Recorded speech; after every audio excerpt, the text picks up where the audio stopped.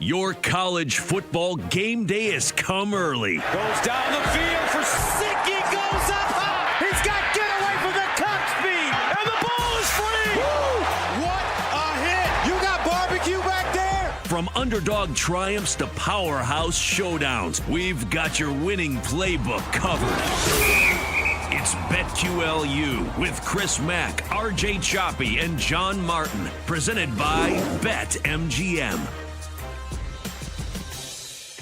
And welcome in. We got football. We got hoops. We got a little bit of everything. We got politics. We got people grabbing for the bag, trying to get out of town. So much going on this week's edition of BetQLU alongside RJ Choppy and John Martin. I'm Chris Mack. Welcome in. If you're watching this on the Odyssey Sports YouTube page, we appreciate it. If you're listening inside your Odyssey app, whether it's live or as a podcast, we appreciate that as well. Make sure you subscribe however you get your podcasts, and make sure you've got that Odyssey app downloaded so you can listen to the BetQL Network live 7 days a week, 24 hours a day, wherever you are in the world. Happy holidays to you. Our 2-hour bowl extravaganza is still up, of course. You can download that podcast episode, watch it here on YouTube as well, and see all of our plays and leans for the entire bowl slate. You can go back and check that out.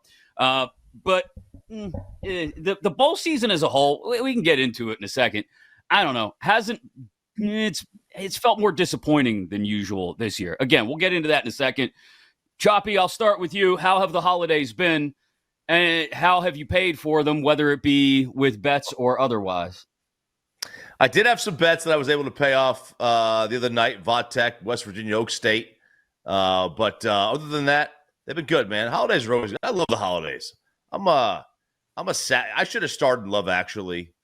I'm just a sappy holiday guy. Not British, but I should definitely have been in that movie. You could have done the Billy Bob role, definitely. Yeah. Oh, as the bad president?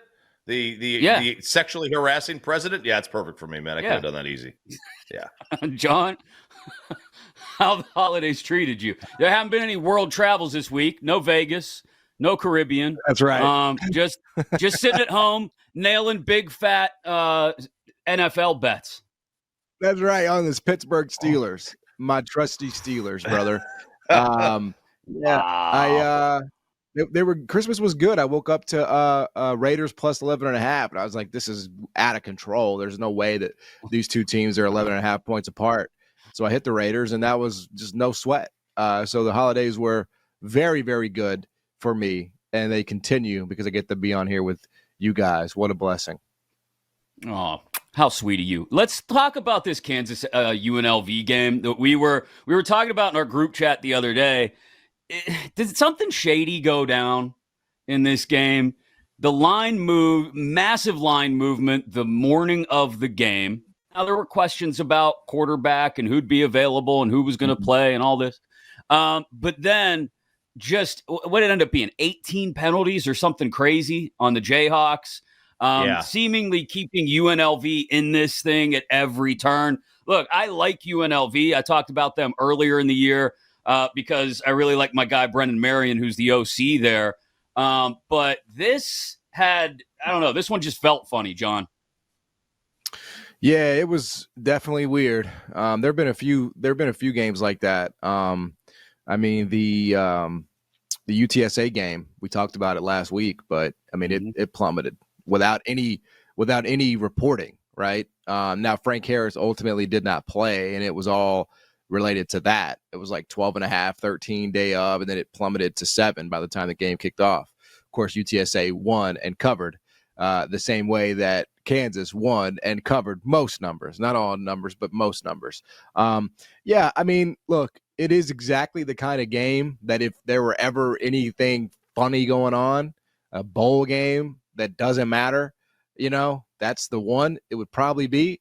But I think it was just a reaction to somebody, who's respected, or maybe not even respected. Somebody heard that Jason Bean had the flu and was not going to play, which would have put Kansas on their third string quarterback. Mm-hmm. And they put probably a lot of money on UNLV plus 13.5. And that's probably not a normal thing, that's happening, if it's a $5,000 or a $10,000 bet on a bowl game like that. And so then I think, you just see that one-way steam because somebody's like, oh, something must be going on. This book moved, that book moved, and then it just becomes sort of a domino effect. So I don't know if there was anything funny going on. I think somebody just got bad information about the quarterback, not playing, and he wound up playing. Yeah, all those calls though, Choppy, like that makes you question things, right? And maybe I'm being too conspiratorial. No, I mean, I don't know that you are. I mean, this is not the first time this has happened this year. We saw this happen earlier in the year with a UNLV New Mexico game where they opened at a 10-point favorite and they close at 16.5. And that's not normal, right? You don't usually have 6-point swings. Now you do when there's a quarterback out, but my gosh, they lose Patrick Mahomes for crying out loud. And in this one, to go from 13.5 at 9 a.m., really 6 a.m. at the time of the game, right? 7 a.m. at the time of the game in Arizona in that local time, up till 3 o'clock, and it's 8.5. That's a big movement in the same day when you don't really know the health status of Beam. Like you thought you may have had the flu. It doesn't mean he's going to play. Doesn't mean he's not going to play.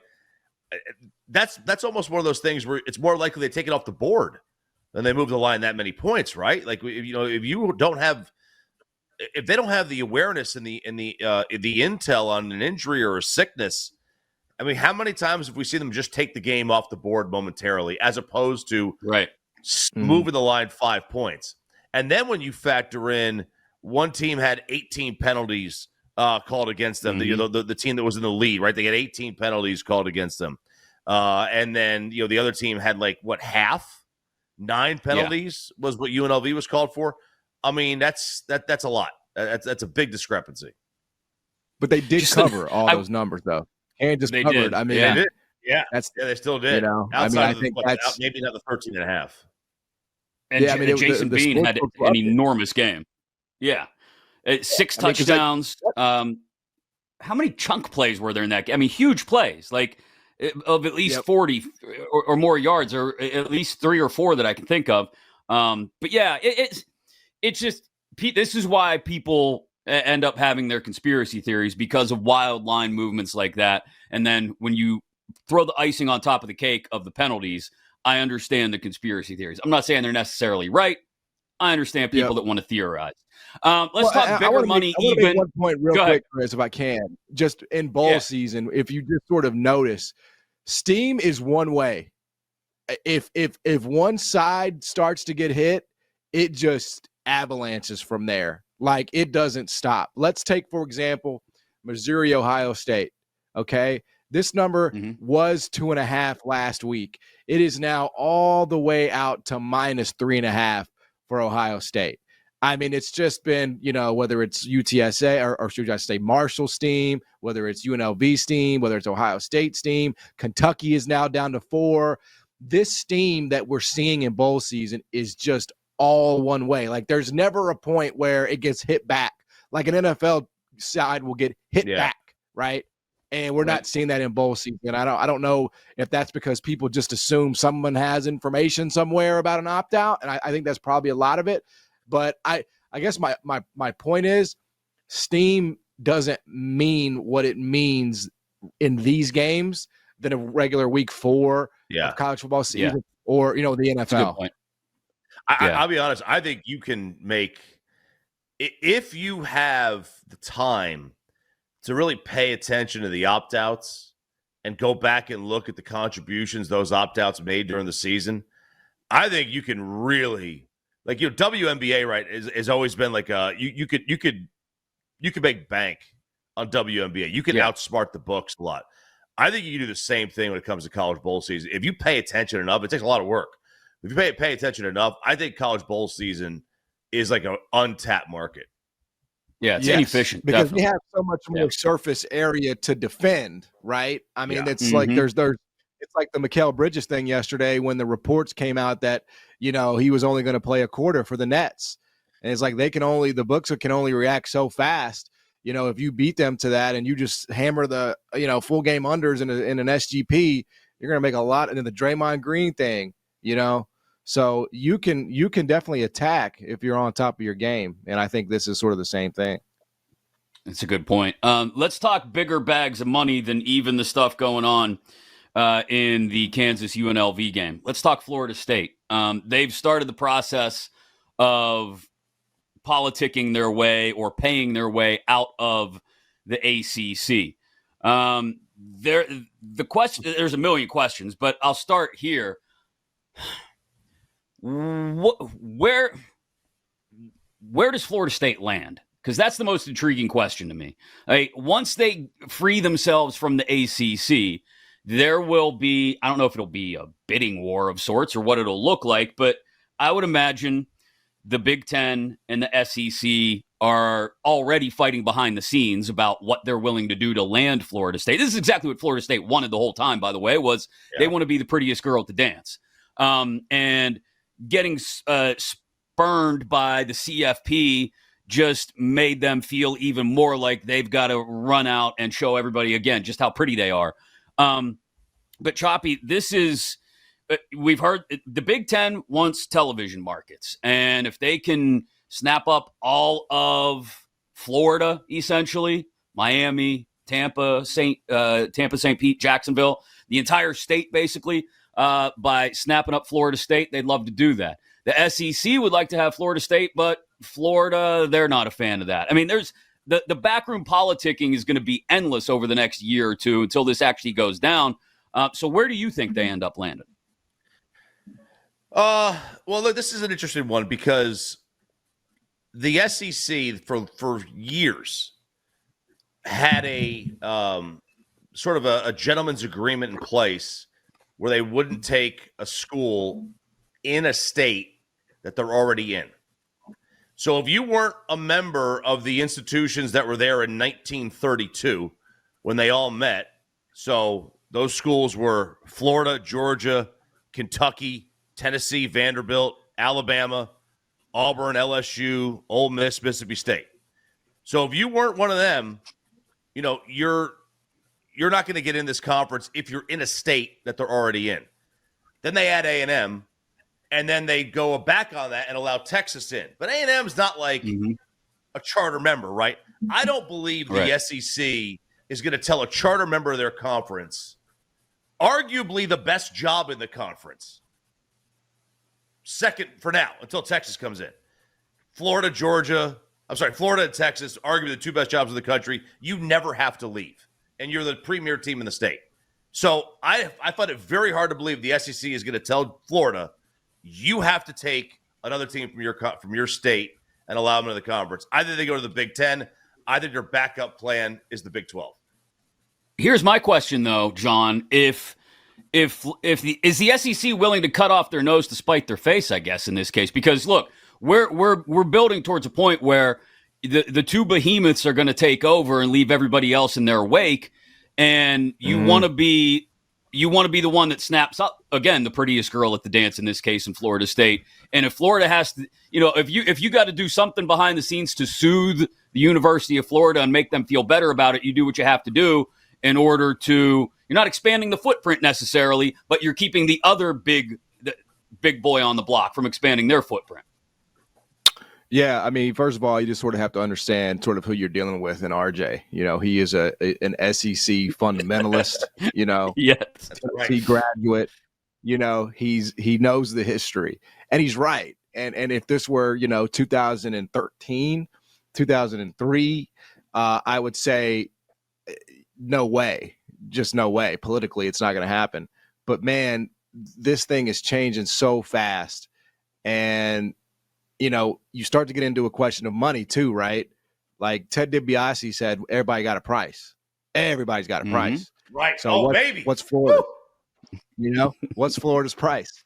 Right. To be able to stomach Florida State, because obviously that's going to increase, their television package. It just is. I mean, and I think you have to ask yourself, will we just let basically Florida State go to the Big Ten? Will we just sit idly by while they snap up a share of that Florida market? Right. I think the answer to that is probably no. That would be my guess. Yeah, There's a question in here too about there's bigger money to be had in the Big Ten. Like if you're Florida State, and I think a lot of Florida State fans and alumni, like there's something romantic about being in the SEC, right? The Big Ten, that's the what's best for business move, right? If we're going to continue the wrestling analogies, right? That's Vince McMahon sauntering down the ramp, arms swinging like Conor McGregor, and saying, "No, we're going to the Big Ten." If I'm a Florida State fan, is this about money or is this about respect? Like, don't tell me it's about respect. It's about money. Like, that's what all of this is about. And so the Big Ten would be the play, and I think would make more sense. Maybe talk just a couple more minutes about this on the other side of the break, and then we got to dive into college hoops as well. And as we start to push away from the non-con portion of the schedule and close it out and dive fully into conference play, what do we think about some of these conferences? Who ranks where? We start to talk about national championship odds as well, alongside RJ Choppy and John Martin. I'm Chris Mack. You're locked into BetQLU. You've been listening to BetQLU, presented by BetMGM. If you missed any of the show, listen back anytime on the new and improved Odyssey app.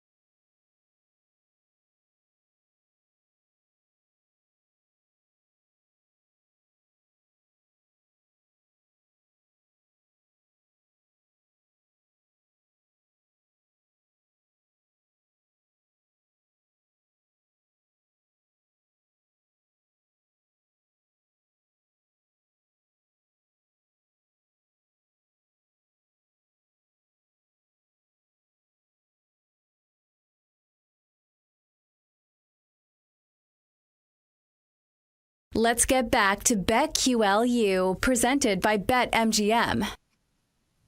Inside your Odyssey app, wherever you may be this holiday season, on the Odyssey Sports YouTube channel as well. It's BetQLU alongside RJ Choppy and John Martin.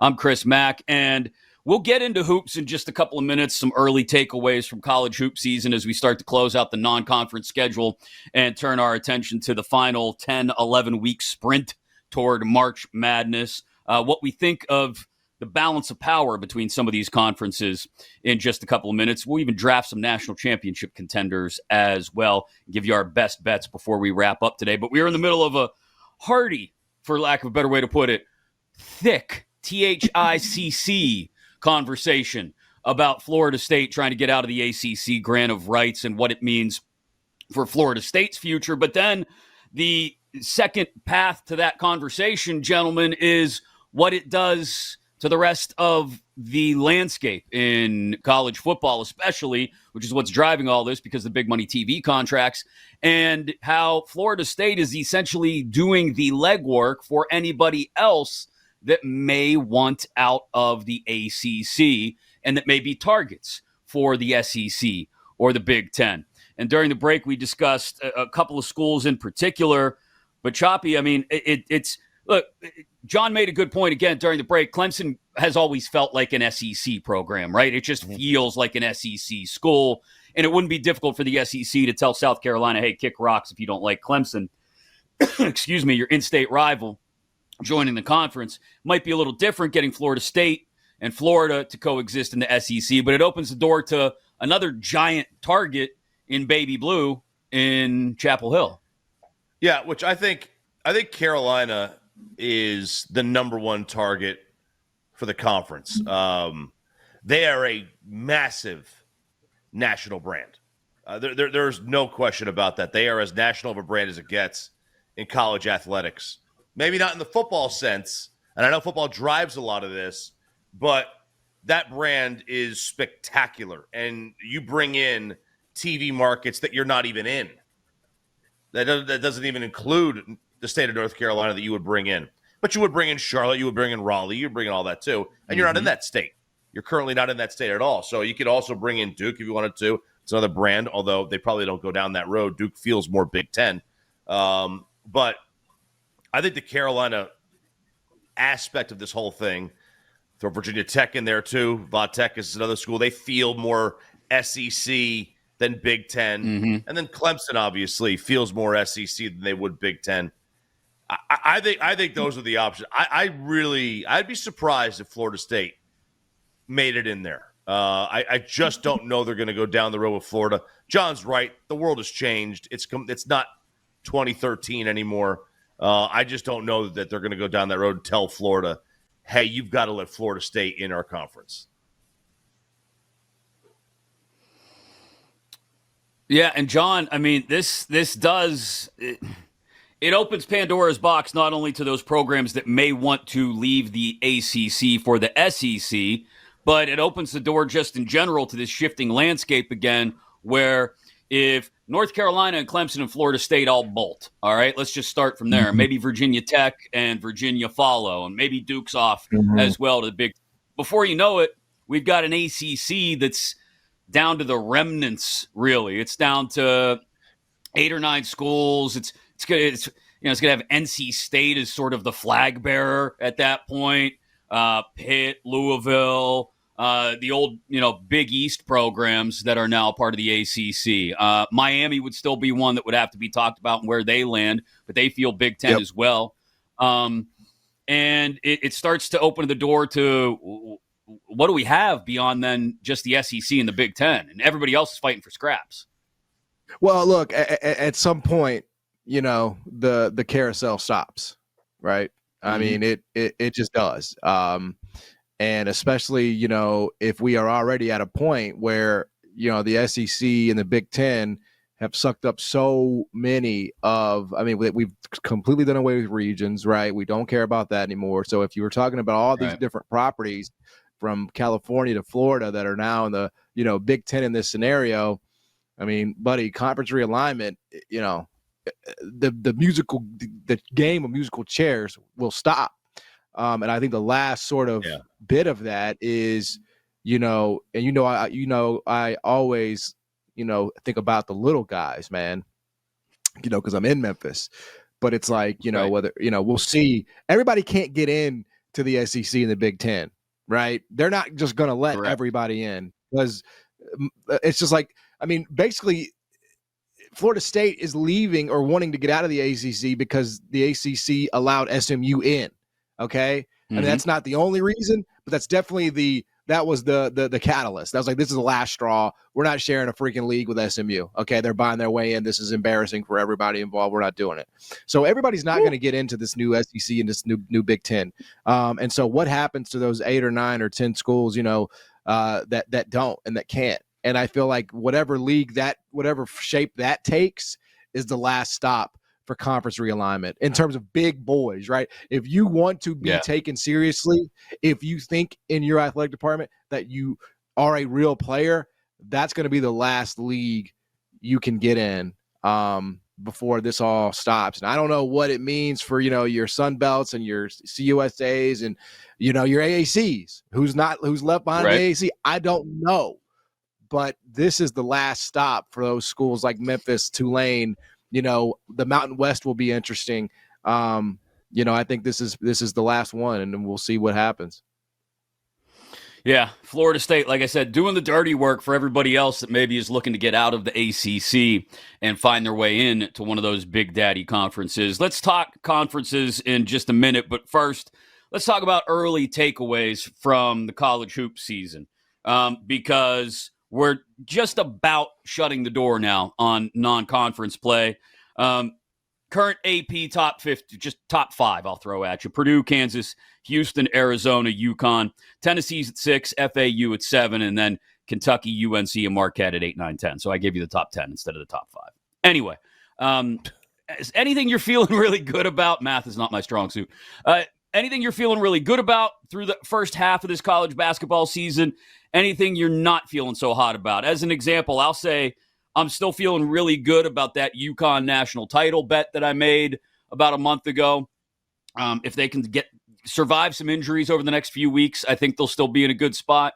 Not feeling so good, for example, about the ACC, where my other favorite team, Pitt, plays, and where it just feels like that conference is going again through another middling season where nobody wants to take charge in that conference. And even the teams that seem ready to take charge, John, aren't really the ones you want leading your conference. Clemson, that leaves a lot to be desired, in my opinion. Yeah, look, I don't really know. I don't know who, if you pin me down today, I would say is the championship favorite.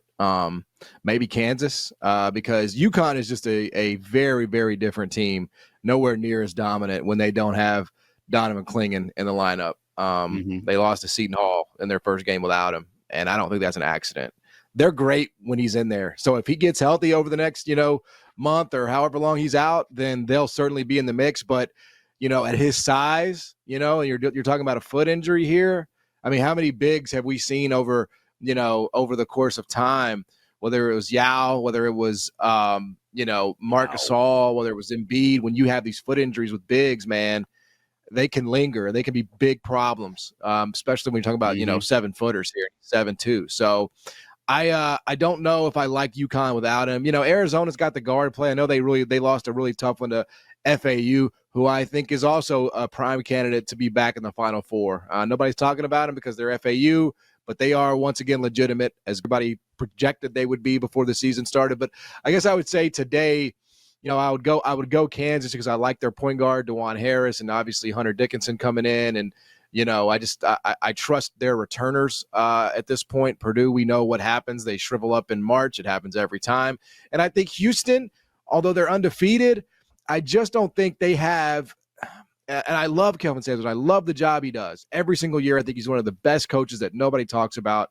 But I just don't think their style is necessarily conducive to winning a championship. Like, they can defend better than anybody in America, but, man, they can bog down really quickly on offense. And it's hard for me to take a team like that can't score in a championship setting. I just don't and know. I want to see how there's. Right. I want to see how that style translates to the Big 12 too. Like I on its face, I think to your point, John, it should translate well against the best Big 12 teams. But to your point, when they go cold, they go cold. Like, and if you're on the road in the Big 12 and you can't, you spend 8 minutes of the second half not being able to hit a bucket, then you're not going to survive. Like this isn't the AAC anymore, where you can work through that 8 minute, 5, 6, 7, 8 minute second half slump. Choppy. No, it's not. It's tough. You can't have those long, prolonged slumps that a lot of college teams have. Let's be fair. College basketball teams generally do. Even the great ones, they'll have those stretches where their offense is just stagnant. I don't think there's a favorite right now. We're still in that COVID era where you have like 24-year-old players out there playing. I think those are the teams you got to kind of look at. I mean, you're talking about men. You're talking about 23, 24-year-old men playing against blue chip prospects. Now, talent, if you were asked, you want talent or experience, I'll take talent every day. But when the talent is being matched up by an actual man's body, and you could see the difference. You could see the difference on the physicality and the ability to take a hit, the fear to go in the lane. I think it's difficult. I think you got to look at older teams. You give me a team like FAU, like John brought up, an older basketball team, a team that's got experience, I'm going to take something like that. I want those kind of teams. Yeah, that's a really good point too. And you look at some of these conferences and how they stack up at the top. I mentioned Houston's style and how it translates to the Big 12. The Big 12, in my opinion, I think I remember talking about this. Hell, I remember talking about this 2 years ago, Choppy, before we were even doing this show together. And the Big 12 is just this like elimination chamber where you're just find W's however you can find the W's, because it's not going to be pretty, and you're gonna get dinged, you're gonna get hit along the way, but at the same time, that conference for me, top to bottom, stacks up as well, if not better than any other major conference right now. Well, you mentioned the ACC earlier. The Big 12 has the same amount of teams in Ken Palm's top 22 that the ACC has in the top 50. That's all you need to know. They got 6. They have 6 in the top 22. That's a quarter of the top 22 is just based off of the Big 12. The conference is a monster. And it doesn't matter if it's Houston or BYU, who's a good team, or Iowa State or Kansas or Oklahoma or Baylor. I mean, we haven't even gotten to Texas. We haven't talked about them. We haven't talked about TCU, who seems to have guys who are coming back for their 19th year in Fort Worth. So that conference is a nightmare to have to go through. John, handicap some conferences for me. Big 12, Big 10, AAC in your backyard has two really good teams at the top, and then there's the rest of the conference. The ACC is kind of on the outside looking into this conversation, as well as maybe the Big East. And then the SEC is always again strong at the top, but how many, how deep do you get before you start to run into just the crap that is floating through that conference? Not very. Yeah, there's not a lot there. I think I would just have to say right now who I like the most and who I can probably trust the most is the Big 12. Just because obviously, I know very well what Kelvin Sampson can do and saw it up close and personal here in Memphis for so many years. The way Kansas is constructed, I think they're going to be there until the end. Oklahoma's overachieving this year. Obviously you got BYU there at 11-1 and can put up, 100 points on any given night. Baylor is still going to be a friggin' tough out in the tournament. I know they had a tough one against Duke, but they're going to get better as the year goes on. There's no doubt about it. So I would say right now for me, I like the Big 12. I'm not really in on the Big East this year. Excuse me. It's always sort of the popular thing, like, oh, Big East, and they did win it last year, in fairness. But again, we talked about the Klingon injury. Think they're very different without him. Marquette, like, are we really going to try to trust Shaka Smart in a tournament? No, I think they're very. Again, I love their guards. I love Kolick and I love Cam Jones, who's a Memphian, but I just don't trust them when they get into March. And then Creighton, man, Creighton's falling off the face of the earth here. You know, and I saw them in Vegas, and they really struggle with physicality. And I know they're probably going to tweak the lineup there and move some things around and try to combat that. But I don't think that's something that you can just fix on the fly. So for me, I would say I trust the Big 12 the most. I didn't think they were called Memphians. I figured they'd be Memphisites. Memphis. No. Somebody, I was doing the BetMGM Tonight Show with Rob Brown, and Rob Brown said Memphisians, and I was like, nah, close but no cigar. Memphians is the correct term there. All right, yeah, that works. And we'll take your word for it anyway.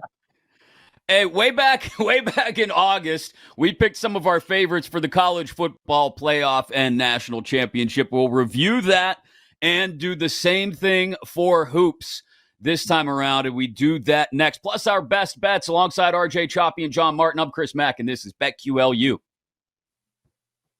You've been listening to BetQLU, presented by BetMGM. If you missed any of the show, listen back anytime on the new and improved Odyssey app.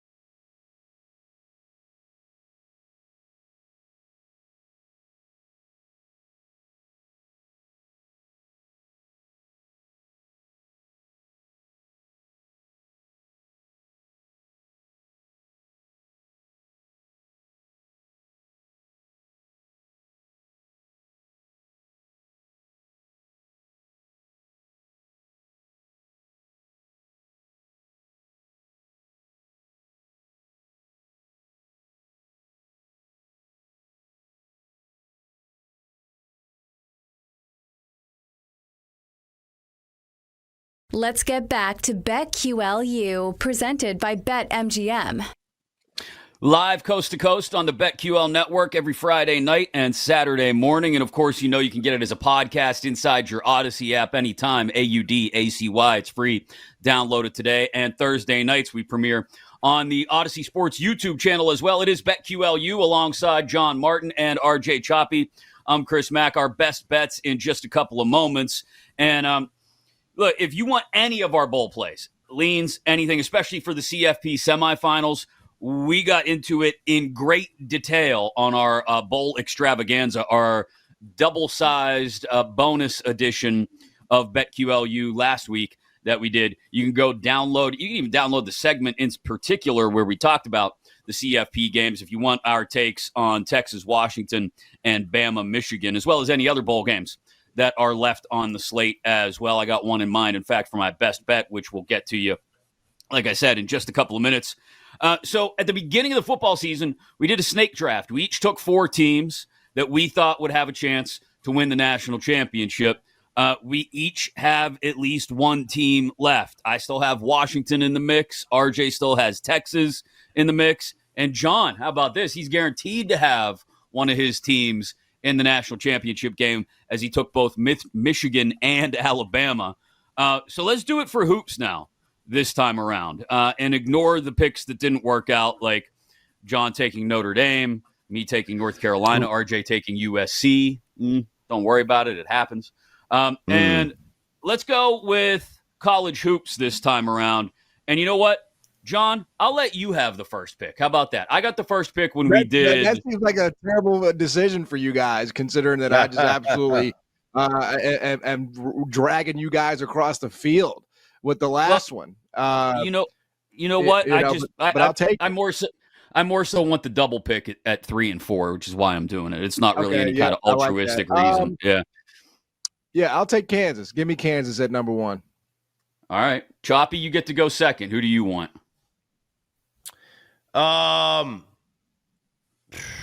Give me Purdue. All right, good call. And you guys Donation, both left my. For sure. Thank you. Yeah, it is. I know. I mean, you took Notre Dame. Football, so I had to return this favor. I believed, man. I believed. All right. Well, that leaves me UConn, which I'm very happy about. And it also leaves me Arizona, which I'm not quite as happy about, but I'll take it. So, Choppy, you got Purdue first. Who else you on? Oh, God. Come on, Big Houston 12, man. available? You got a couple to choose from. Yeah, go ahead. Yeah, I'll take Houston. All right, there you go. John, you get 2 now. Yeah, this is a big turn here, man. This is a big turn here. I will take Florida Atlantic. Okay. And Memphis. Oh, there it is. I will take the AAC. Right as the AAC turn, baby. Do you plan that someday for the AAC, when it takes over the world, that maybe you'll ascend to commissioner? All the PR work you've done over the years. I feel like I am the damn commissioner, man. That's what I feel like. That's what I already kind of like. I've accepted that title, man, unofficially. So I just represent, man. There's some good programs outside the power structure. Not a lot, but there are a few, and I like to, get on my soapbox for them every now and then.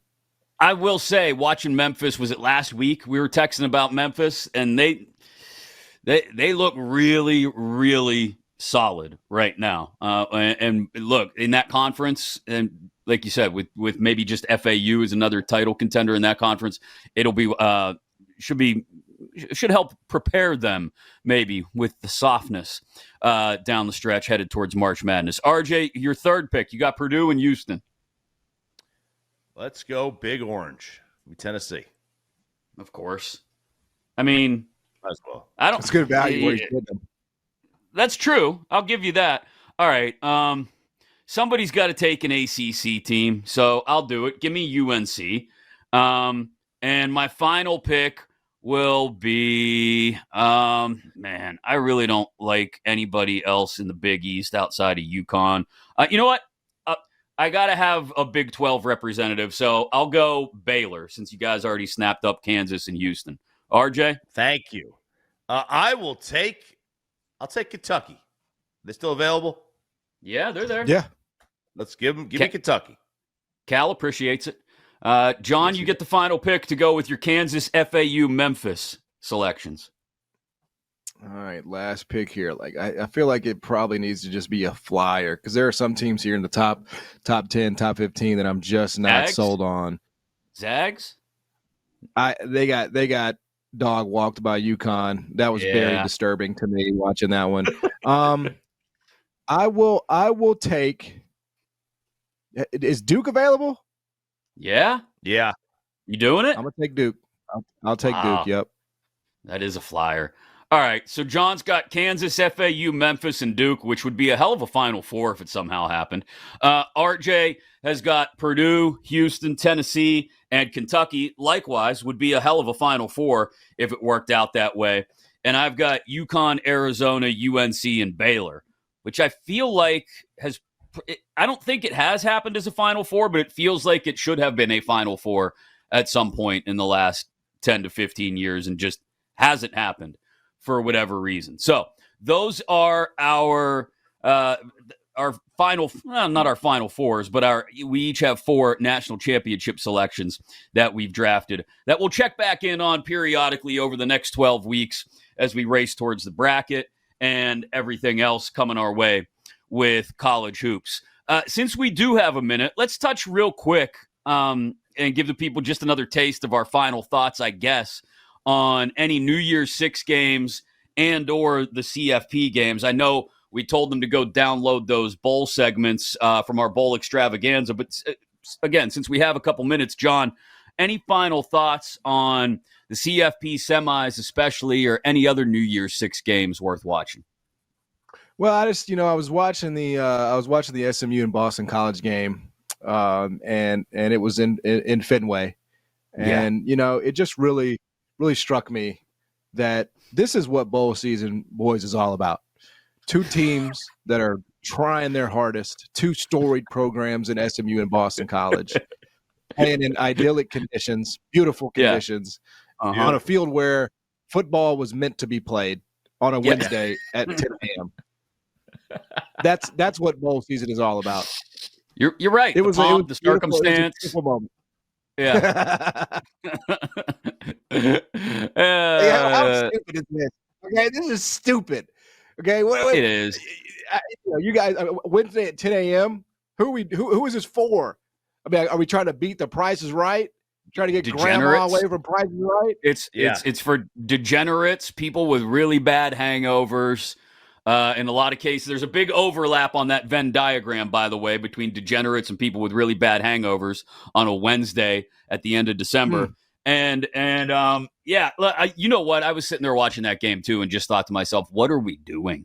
Why? Like, what are we? If you want to make these 2 teams play a game, hey, if you want to have, you can have as many bowl games as you want. Like, I literally do not care. Sure. Go, but." What are we doing at Fenway? Like, and there's giant puddles in the middle of the field, and there's 15 people in the stands, and they're all related to somebody on the field. Like, nobody really wants to be in those conditions. Like, and like Zach makes a good point in the chat. Producer Zach, the Holiday Bowl was at Petco Park. At the very least, San Diego is freaking beautiful. Like, I'll gladly go play a bowl game on a baseball field in San Diego. But, like, Fenway, Yankee Stadium, Choppy, what are we doing? Look, we're making money. That's what we're doing. That's true. You know who was excited about going to Fenway? Rhett Lashley, the SMU coach, because he got to scout his future ACC foe, the Boston College Eagles, the Matt Ryan, the Mark Colombo, those Boston College Eagles. How about this? There's only 2. There's only 2, man. Goster Trillius or whatever his name was, the old Colt. Listen, how about this one? Who is the title sponsor of the Pinstripe Bowl? Bad Boy Mowers. Who in the Bronx has a yard? Good point. Nobody has yards in the Bronx. No, okay, it's a concrete jungle. It's in every song. Who has a yard in the Bronx? Do you think Do you think Bad Boy laughed the people from the New York Yankees out of the room when somebody said, hey, we're from the New York Yankees and we play in the Bronx and we want you to sponsor our bowl game? Yet there's not a stitch of grass out here. What are we doing? You're exactly right. It is all circus. Raw college football bowl season. Doesn't mean we won't bet on them sometimes, too. Speaking of our best bets for this week, Choppy, would you like to get us started? What do you have for us? Any pizza money parlays included? No pizza money parlays. I do have a weird one for you. And I'm gonna give John a little tip here because I told him, listen to me when it comes to the Dallas Cowboys. I know what the hell I'm talking about. Cowboys Lions over 52.5 this weekend. Oh, that's a Dak good call. Prescott and the Cowboys have scored 40 points at home in 50% of the games over the last 4 years. That's about a 28 home game stretch that he has played it. And finally, I'll take this one for college. Georgia minus 4.5 in the third quarter. That's a third quarter number. Georgia minus 4.5 in the third quarter of their game against Florida State. I'm not even going to ask. John, what do you got? I mean, the only thing that I have right now, these numbers have just moved. So I mean, I'll say what I have, but I would not advocate you going to make these plays today because again, numbers very different. But I've got Kentucky +7, and then I've got Ohio State +2.5. Kentucky's now down to 4 against Clemson, which honestly I think is fine. If you really are just looking for some action, I would say that's still fine for me. Like I think Kentucky wins outright. But Ohio State at -3.5, I would not say that is close to the same bet that I made at +2.5. But that's what I've got pending for these bowl games, and then we'll see if I end up getting involved on New Year's Day on Bama, Michigan, and Texas, Washington. But that's what I've got so far. I will say this, and this is I liked this a couple weeks ago. I've liked them for a while. I'm back on their bandwagon. Washington is now down to +150 on the money line against Texas in the Sugar Bowl. Hopefully, if you, like me, liked Washington, you got it when it opened at 175 or when it was somewhere in the 170, 165 range. But again, all the way down to 150 now. I still like Washington on the money line to beat Texas in the Sugar Bowl. So I'll give you that one. Get it before it drops any lower if you're on the money line, and the spread's still sitting at 4. Of course, next week we will have the results of those games to talk about and a college football national championship to handicap, as well as a start to the conference slate around college basketball as well. Thanks so much again for joining us. Thanks to producer Zach for lining us up and keeping us somewhat on the rails. Thanks to John Martin. Thanks to RJ Choppy. I'm Chris Mack. Thanks to all of you watching on the Odyssey Sports YouTube channel and listening for free inside your Odyssey app to BetQLU. You've been listening to BetQLU, presented by BetMGM. If you missed any of the show, listen back anytime on the new and improved Odyssey app.